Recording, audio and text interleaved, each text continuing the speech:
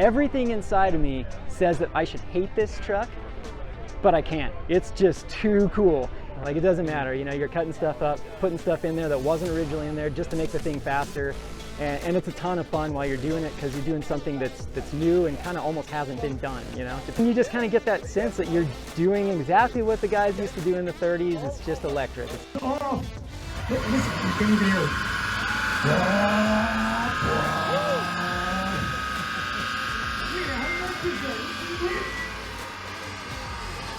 Listen to that electric motor, huh? That's so nuts. Great power. Can't even see it. Hey, so we're here with Casey. He owns Electric 51 Speed Shop down in Salt Lake. And I heard him present about how he converted this Apache pickup truck, and it was just fun to hear his whole experience. So luckily we got a hold of him today again at the car show. He's willing to tell us about it and show it off and tell us his experience. So what is it? So it's a 1958 Chevy Apache.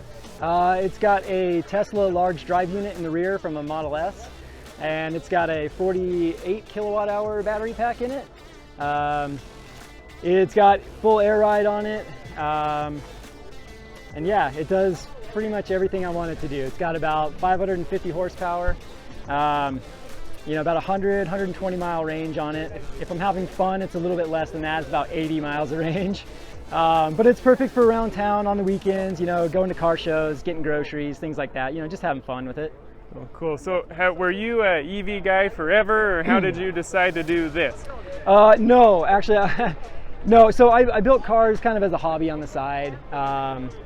And I was building this truck to put a gas engine in it just like I normally would, and I'd always kind of wanted to do the electric thing, but there was never anything that would move an old truck or an old GM vehicle like a 350 would at that point until the Tesla stuff came out, right?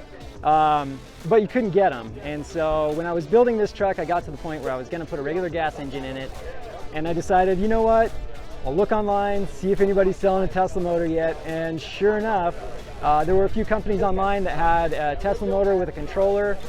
It wasn't cheap, but I decided that, you know, now was basically the best time to do it. I didn't have an engine in it yet, so if the timing was right, which it was, then that's what I was going to do, and I made a deal with the guy who was selling them, and next thing you know, I'm building an electric truck.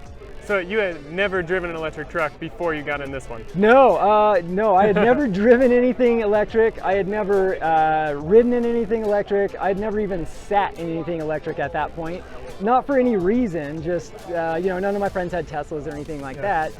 They were around, but just kind of whatever. And one day I was actually under the truck welding in the battery boxes, and I realized that I'd never driven a truck. I had no idea what this thing was going to be like, and here I was putting in, you know, 400 volts of batteries in this thing, and anyway, it was just one of those moments where it was like, what am I doing? So you just knew Teslas were fast, and you wanted fast. Yep. That's yeah. what you wanted. Exactly. So I knew the horsepower was there, and that was it. So it was just a matter of getting it in there. So you're like a master fabricator. You just threw this thing in there. I mean, how long did it take you? You know, start to finish, the whole process was about 7 months. To get the motor in, get the suspension in the rear and everything, that was actually one of the easiest parts as far as time goes. You know, it took maybe 2 weeks of cutting and kind of fitting it in there before it was in. And I thought, okay, cool, now I just got like a month or two. And then came the battery boxes and all the mounts for all the other equipment and everything like that. So for you are like the classic car guy, car builder. For other car people who are scared of the electrical stuff, how would you say it compares to other kind of motor swaps or? Yeah, well, to be honest, I think this is, it's easier. It sounds and it seems like it's going to be a lot harder. I mean, definitely if you don't have fabrication skills, it's going to be difficult to tackle some of the things that I did with the truck. You need to have someone else do that stuff. Yeah, or maybe source that out. Like I had to put the independent rear suspension in the rear and make a big notch and do all those things.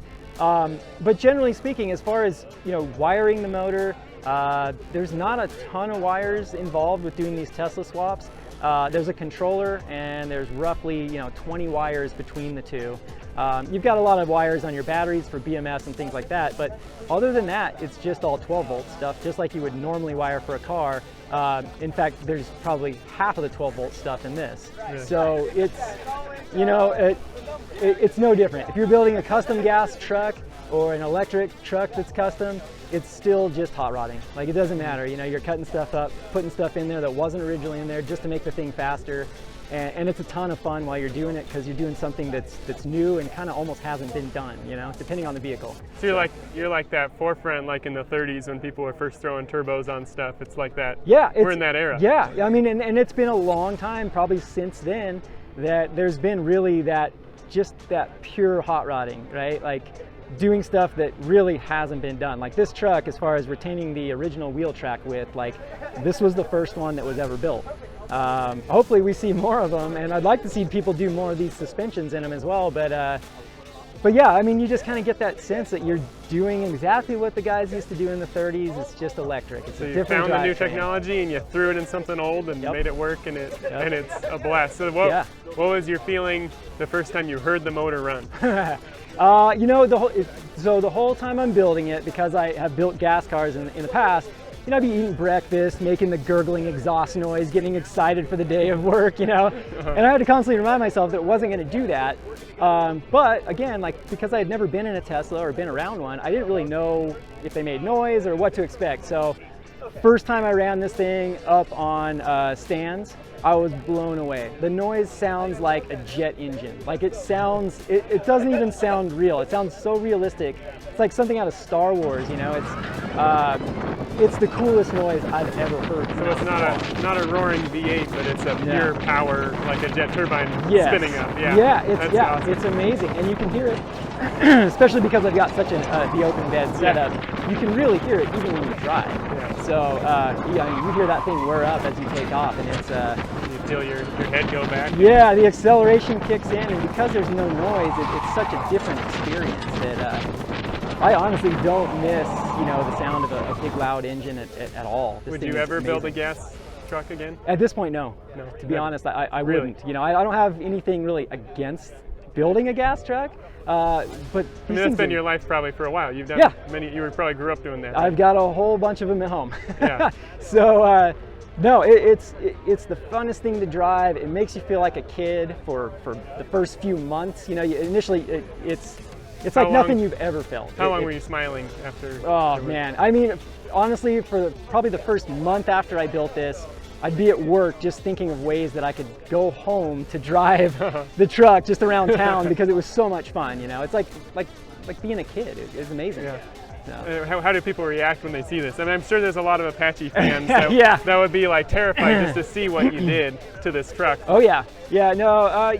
In general, I expected to get some pretty interesting reactions, but all in all, I'd say the majority of people are actually surprised. For one, they look into the bed, they're not expecting to see that. Yeah. And then I think immediately they see all of the fabrication work that went into it. And even if you aren't an electric person, you can appreciate the hot rodding aspect of it and the fabrication work of it. Design work, everything. Yeah, and just the fact that it's different. I think a perfect example of that is the first car show I took it to.